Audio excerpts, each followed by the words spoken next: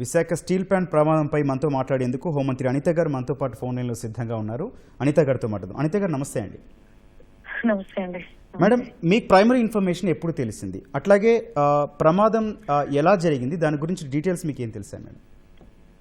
Actual గా around 4 to 4:15 in between ఇక్కడ accident జరిగిందండి.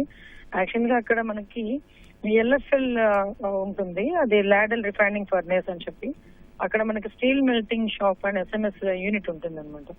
అక్కడ ఏదైతే ఉందో అక్కడ ఈ బ్లాస్ట్ అనేది జరిగింది.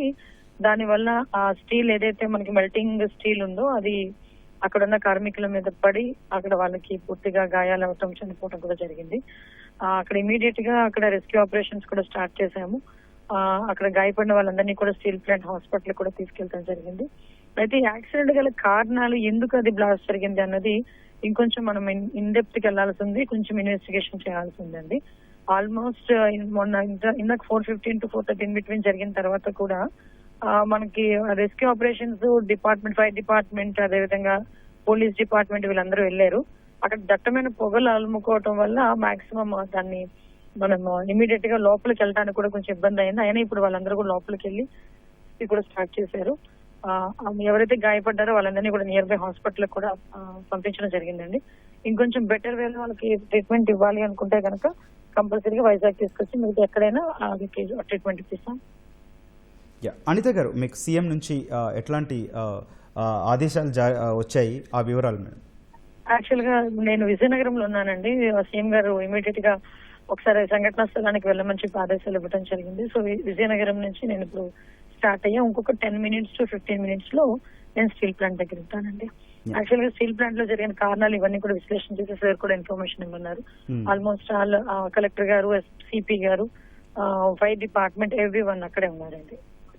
అనిత గారు, ఇప్పటి వరకు మేము కార్మిక సంఘం నాయకులతో కావచ్చు, అట్లాగే మాజీ సీఎం ఇట్లాంటి వాళ్ళతో మాట్లాడడం జరిగింది.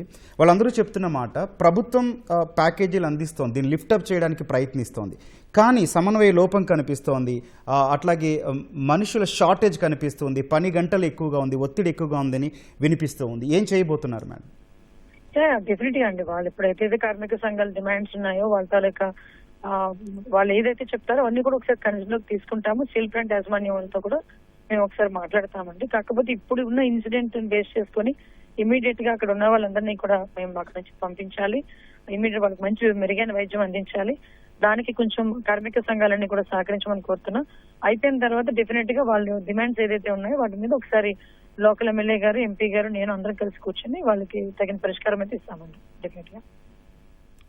ధన్యవాదాలు అనిత గారు. థ్యాంక్ యూ అండి.